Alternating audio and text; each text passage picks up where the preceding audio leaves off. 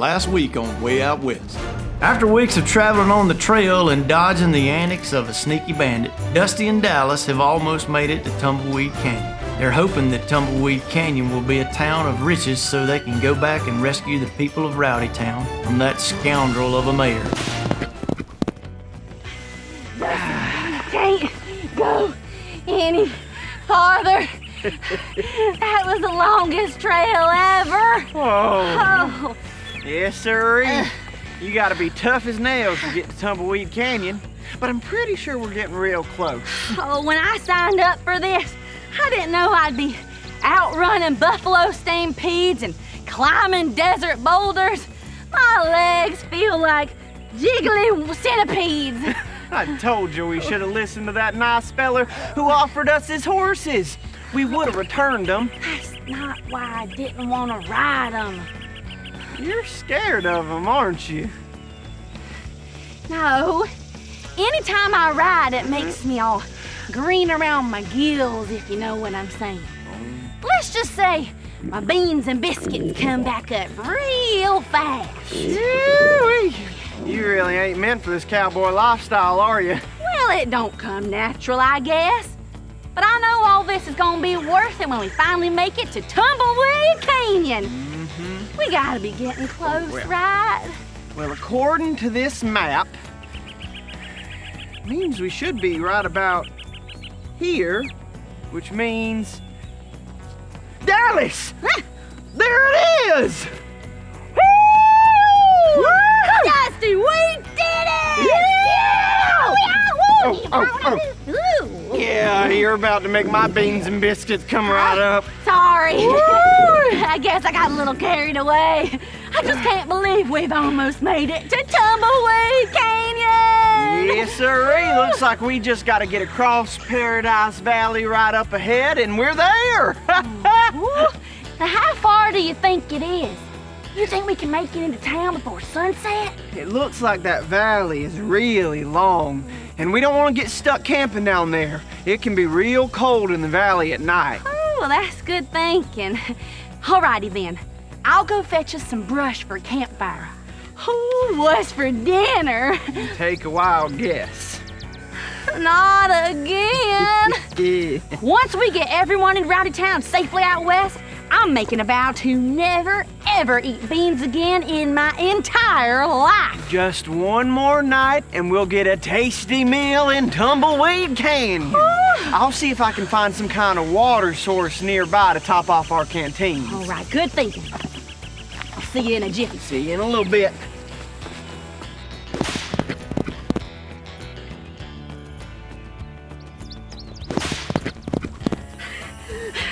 Dusty! You gotta see this!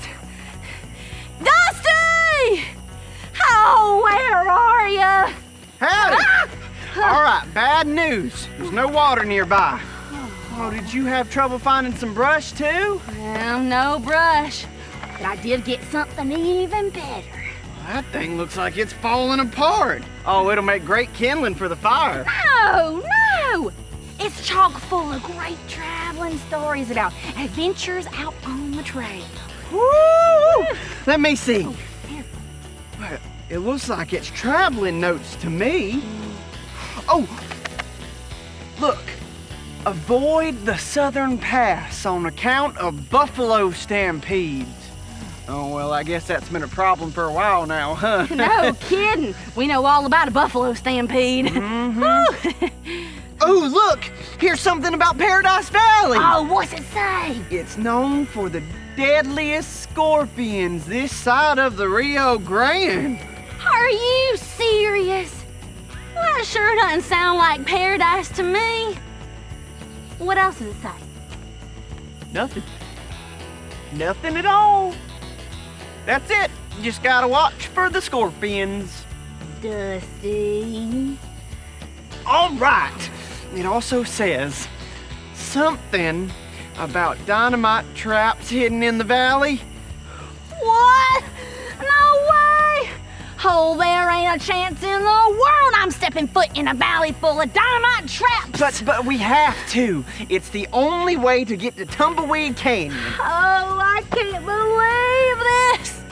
I came all this way through the desert terrain, ate about 1,000,000 beans, got captured by that wily bandit in Silver City, and now I am this close to Tumbleweed Canyon, and I can't go in! Why is my life always so bad? We can't go back now. Oh, let's face it. We'd have been better off staying in Rowdy Town and working on the railroad all the livelong day. Well, it is risky, but I still think that we should try and see what Tumbleweed Canyon is really like. Well, if you want to risk it, you go for it. But don't come crying to me when you lose a finger or your eyebrows get singed off because you get too close to dynamite. All right. How about we just set up camp here somewhere for the night then? Well, fine. I don't really have a choice. But I'm taking second shift for Bandit Night Watch. Oh, but you had second shift last night. Dodging flying cactus needles and avoiding dynamite traps seems to be the riskiest part of Dusty and Dallas's adventure out west so far. But they're so close to making it to Tumbleweed Canyon. Before we find out what happens next, let's giddy on up for one of our favorite songs from the Wild West.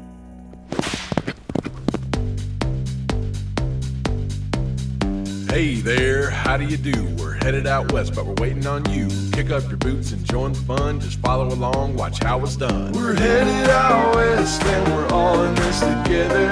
Giddy up, partner, it's time to go. We're headed out west like birds of a feather. Come on, get up, it's time to go.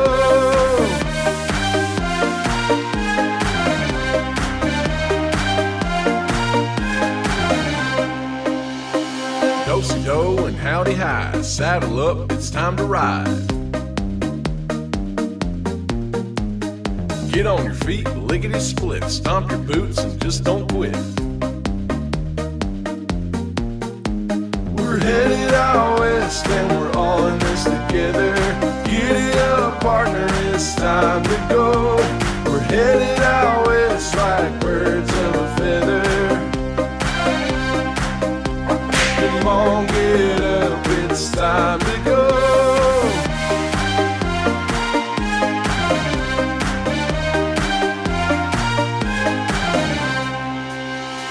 Spin your lasso round and round. Come on, partner, let's get down. Nowhere else we'd rather be. Come on and holler, repeat after me. Yee-haw! Yee-haw! Yee-haw! Yee-haw! Yee-haw! Yee-haw! Yee-haw! Yee-haw! We're headed out west and we're all in this together. Giddy up, partner, it's time to go. We're headed out west like birds of a feather. Come on, get up, it's time to go. We're headed out west and we're all in this together. Giddy up, partner, it's time to go. We're headed out west like birds of a feather. Come on, get up, it's time to go. Come on, get up, it's time to go.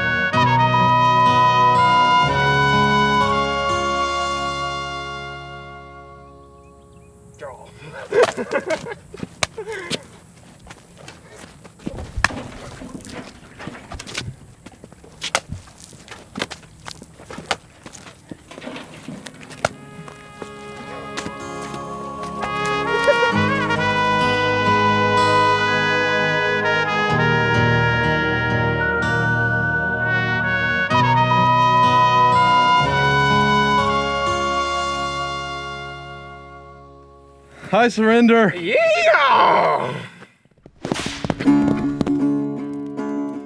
And I've been working on the railroad all the livelong day. You know something? Even when I'm feeling like things are rotten to the core and I feel like I'm ready to quit, God always has a plan, and it's good. There's a story I'd like to tell you, and here's how it goes. God's people, the Israelites, had a really hard time believing and trusting that God wanted to make their life good. And wouldn't you know it, they let fear get in the way of all the good things that God had for them. You see, there was this land way out yonder that God promised to give them. The Israelites had never been there before, so they didn't rightly know what to expect. Figuring they should sneak a peek, Moses sent Joshua, Caleb, and 10 other fellows to go in and take a look. Well, once the men got to the promised land, they could not believe their eyes. By golly, this place was the best thing they had ever seen. They saw that there were big old grapes, so large that it took 2 of them to carry just one branch. And the land, woo-wee, it was so perfect that they said that it was even flowing with milk and honey. They loved all that they were seeing, but there was just one tiny problem. Well, I guess you'd say it was a big problem. There were some mighty tall and powerful people living in there.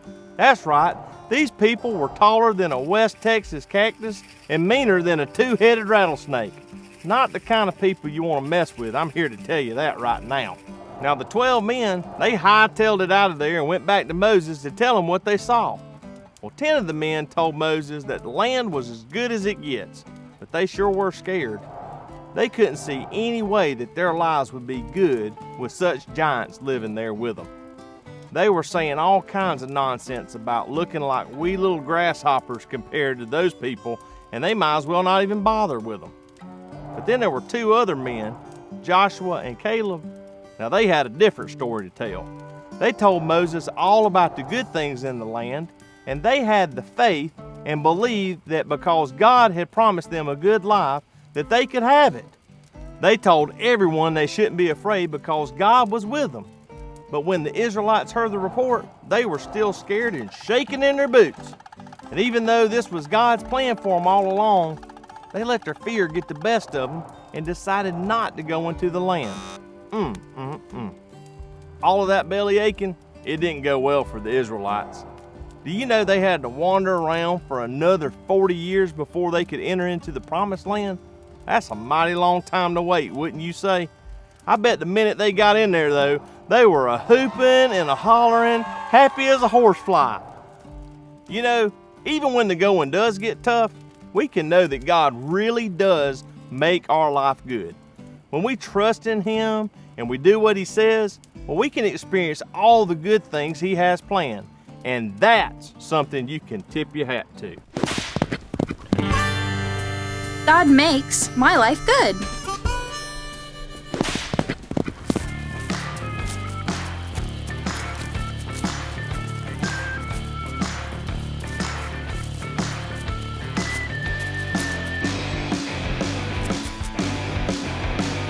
Red versus blue. 2 scorpions will try to be the first to make it outside of the circle. Let's hear some hootin' and hollerin' as you cheer for your favorite scorpion.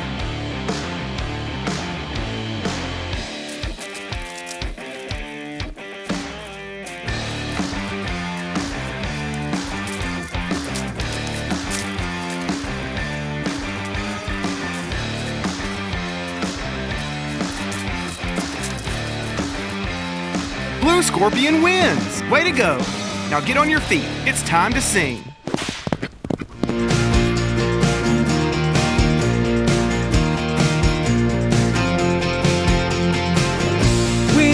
We know in all things God works for the good of those who love Him.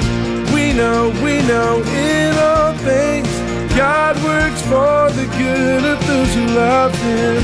When I'm having a bad day, things aren't going my way, I know that God is with me. He's still there, He never leaves. We know in all things God works for the good of those who love him. We know in all things God works for the good of those who love him. I know that I can love you because you show me the way. Nothing can separate me from your love. You are for us. We know in all things God works for the good of those who love him. We know in all things God works for the good of those who love him. You work for our good. You work for our good. You work for our good because you love us. You love us. We know in all things God works for the good of those who love him. We know in all things God works for the good of those who love him. We know in all things God works for the good of those who love him. We know in all things God works for the good of those who love him.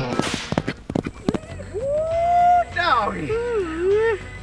All right, now that we've got a good night's sleep, we're ready to take on all that Paradise Valley can throw at us. Right, Dallas? Woo!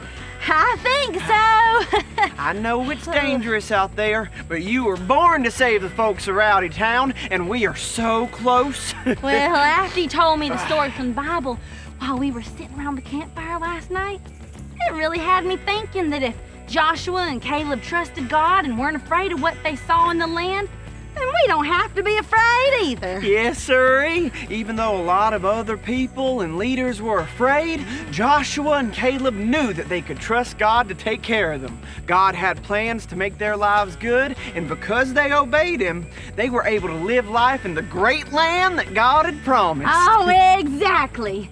So we need to believe God has good plans for our lives too. And if we just trust and obey him by crossing the valley, then it will lead to great things for us. So does that mean you're ready? Ooh, it's now or never. Tumbleweed Canyon, here we come! Whoa! Oh,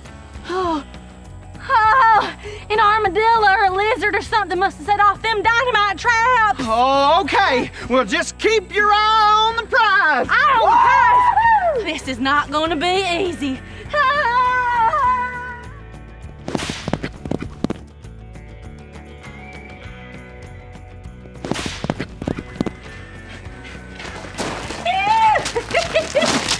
Well, that was easy. Oh, it sure was. Good golly. Have you ever seen anything like this place before? Oh, it's even better than I thought it would be. You know, I'm real proud of you for trusting that God had better plans for us than going back to Rowdy Town with no hope for all the people there. Well, I kind of am too, and we didn't even trigger one of them dynamite traps. Or have a run-in with one of those scorpions. Ooh. Now, what do you say we do some exploring? We gotta find out all that Tumbleweed Canyon has to offer. We can go back to Rowdy Town and bring everyone with us. That is a good idea. I think we should start over there. That looks like a music hall. I ain't never seen one of those before. Come on. I'm right behind you, Dusty. Look at this. It looks like someone left behind their gold necklace. Somebody around here must have lost it. I bet they ain't too concerned with all that gold around these parts, though. They can just get another one. Oh. Be rowdy. What do you mean, be rowdy? That's the last thing we need to do is make a scene of some sort. No, I'm not saying we need to be rowdy. It's engraved on this pendant. The letter B and the word rowdy. Like someone's name or something. You know what? I think I know who that belongs to. Just open up this newspaper real quick. I knew it! Here's that picture of that bandit in jail, and look what he's wearing. That's the same pendant, isn't it? Woo! B. Rowdy. Is he related to Mayor Rowdy? Buck Rowdy! Oh, he must be here in Tumbleweed Canyon somewhere. Well, I can tell you one thing. There is no way I'm letting that rotten Buck Rowdy stop us from saving the rest of Rowdy Town. Come on, we're putting an end to these shenanigans once and for all. I'm coming. They may have gotten through without triggering those mines, but they won't make it past my dynamite trap. What a mighty exciting day for Dusty and Dallas. They finally made it out to Tumbleweed Canyon. God was with them the whole time, even when they faced some tough challenges along the way. I sure am glad they chose to trust that God had a purpose for their lives and that He makes their lives good.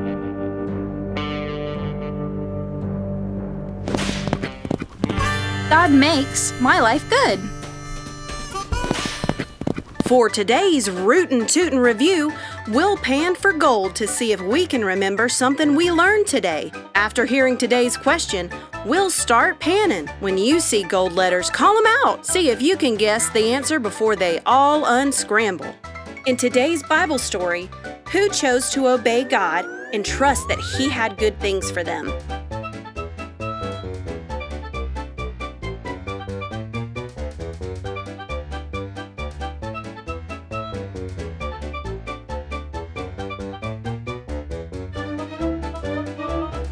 Joshua and Caleb. Even when their circumstances seemed scary, they trusted God. Because they obeyed Him, Joshua and Caleb got to experience the good things God had planned for them.